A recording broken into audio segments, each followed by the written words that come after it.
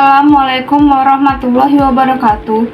Perkenalkan, nama saya Dela Sari dengan NIM 23011120011. Pada kesempatan kali ini, saya ingin mempresentasikan terkait materi tentang zat pengatur tumbuh atau yang biasa kita kenal sebagai hormon tumbuhan.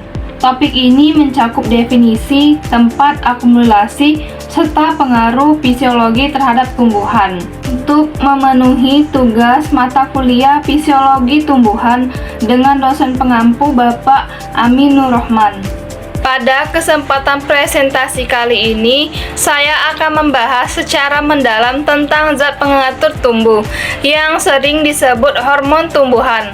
Kita akan menjelajahi definisi, lokasi akumulasi dalam tumbuhan, dan bagaimana zat-zat ini secara fisiologis mempengaruhi berbagai proses vital tumbuhan, mulai dari pertumbuhan, perkembangan, hingga pematangan buah dan adaptasi terhadap lingkungan. Pertama-tama, saya akan menjelaskan definisi dan klasifikasi zat pengatur tumbuh atau hormon tumbuhan. Jadi, definisinya itu, zat pengatur tumbuhan atau ZPT adalah senyawa organik yang diproduksi oleh tumbuhan dalam konsentrasi sangat rendah, tetapi mampu mempengaruhi proses fisiologis tumbuhan secara signifikan. Mereka bertindak sebagai sinyal kimia yang mengatur pertumbuhan, perkembangan, dan respon tumbuhan terhadap stres. Nah, selanjutnya itu ada klasifikasi. Klasifikasinya itu dibagi menjadi 5. Yang pertama itu ada auksin. Auksin itu mengatur pertumbuhan sel dan pemajangan. Yang kedua ada giberelin. Fungsinya itu mendorong pemajangan batang dan perkecambahan biji. Yang ketiga itu ada sitokinin, mendorong pembelahan sel dan penundaan penuaan. Yang keempat itu ada etilen, mengatur pematangan buah dan penuaan. Dan yang terakhir itu ada asam absisat atau ABA, yaitu inhibitor pertumbuhan dan respons stres. Nah, selanjutnya itu ada akumulasi hormon dalam tumbuhan atau tempat sintesis dan transportasi. Tempat sintesis hormon tumbuhan disintesis di berbagai bagian tumbuhan.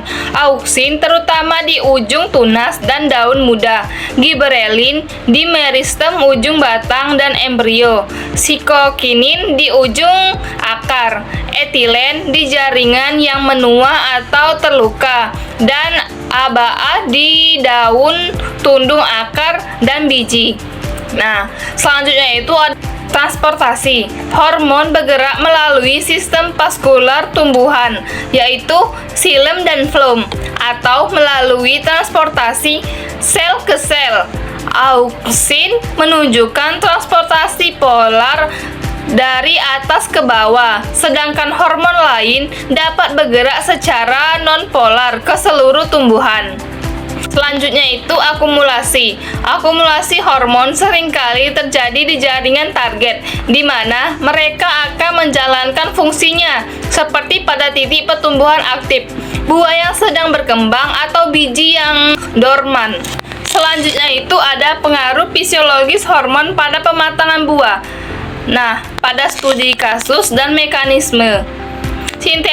Sintesis etilen, pematangan buah, terutama buah klimakterik seperti pisang dan tomat, dipicu oleh peningkatan produksi etilen. Etilen adalah hormon gas yang mempercepat proses pematangan. Ada juga disperensi biji, pematangan yang berhasil memastikan buah menjadi menarik bagi hewan pemakan buah, yang membantu dalam dispensi biji dan kelangsungan hidup spesies tumbuhan. Ada juga peningkatan respirasi.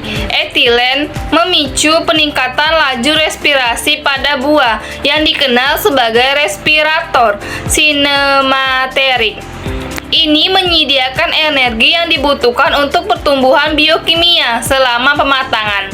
Dan terakhir itu ada perubahan kimia. Di bawah pengaruh etilen terjadi perubahan warna karena degradasi klorofil dalam sintesis pigmen lain.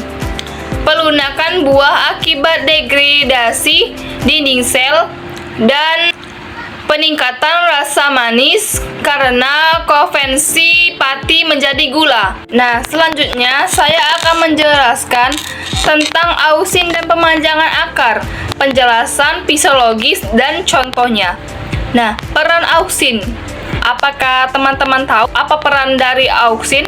Jadi, ausin adalah hormon kunci yang mengatur pemanjangan sel, termasuk pada akar. Meskipun ausin merangsang pemanjangan pada batang, konsentrasi ausin yang optimal untuk pertumbuhan akan jauh lebih rendah. Yang kedua itu ada efek konsentrasi. Nah, konsentrasi ausin yang terlalu tinggi di akar dapat menghambat pemanjangan sel karena sel-sel akan sangat sensitif terhadap ausin ini. Ausin ini adalah salah satu alasan mengapa aplikasi ausin sintesis harus dilakukan dengan hati-hati. Nah, yang kedua itu ada transport polar. Nah, ausin diangkut secara polar dari ujung tunas ke akar. Di akar, konsentrasi ausin yang lebih tinggi dan optimal dapat bersifat menghambat pertumbuhan, menunjukkan respon yang bervariasi. Contohnya itu pada stek batang. Aplikasi ausin sintesis sering digunakan untuk merangsang pembentukan akar baru. Ini menunjukkan bagaimana ausin pada konsentrasi yang tepat dapat mendorong pertumbuhan akar yang diinginkan. Selanjutnya itu ada fungsi utama dari asam asetat atau yang disingkat juga ABA sebagai inhibitor pertumbuhan. Dormansi biji. ABA memainkan peran krusial dalam menginduksi dan mempertahankan dormansi biji. Ini mencegah perkecambahan dini dalam kondisi yang tidak menguntungkan, memastikan biji berkecambah hanya saat kondisi lingkungan ideal. Penutupan stomata. Sebagai respon terhadap stres kekeringan, ABA memicu penutupan stomata pada daun. Ini mengurangi transpirasi dan meminimalkan kehilangan air dari tumbuhan, membantu adaptasi terhadap kondisi kering. Dan ada juga penuaan daun. Asam asetat mempercepat proses penuaan atau sensence pada daun. Ini memfasilitasi daur ulang nutrisi dan daun tua ke bagian tumbuhan yang lebih muda atau biji yang sedang berkembang. Yang terakhir itu ada contoh tumbuhan yang pertumbuhannya dipengaruhi oleh asam asetat. Nah, saya akan menjelaskan adaptasi dan regulasinya. Tumbuhan gurun. Pada tumbuhan gurun seperti kaktus atau kurma, asam asetat sangat penting untuk kelangsungan hidup. Hormon ini membantu mereka bertahan dalam kondisi kekeringan ekstrim dengan memicu penutupan stomata secara cepat dan mempertahankan dormansi biji hingga musim hujan tiba. Ada juga tanaman serealia. Pada tanaman serealia seperti gandum dan jagung, asam asetat mengatur dormansi biji, memastikan bahwa biji tidak berkecambah di malai atau free harvest sprouting saat kondisi masih basah yang dapat mengurangi kualitas panen. Nah, yang terakhir itu ada tumbuhan musiman. Pada tumbuhan berdaun gugur, asam asetat berperan dalam memicu penuaan daun dan gugurnya daun menjelang musim dingin. Ini adalah mekanisme adaptasi untuk mengurangi kehilangan air dan mempersiapkan tumbuhan menghadapi kondisi dingin. Jadi kesimpulannya ada 5 hormon utama, yaitu ausin, gibberellin, sitokinin, etilen, dan asam asetat.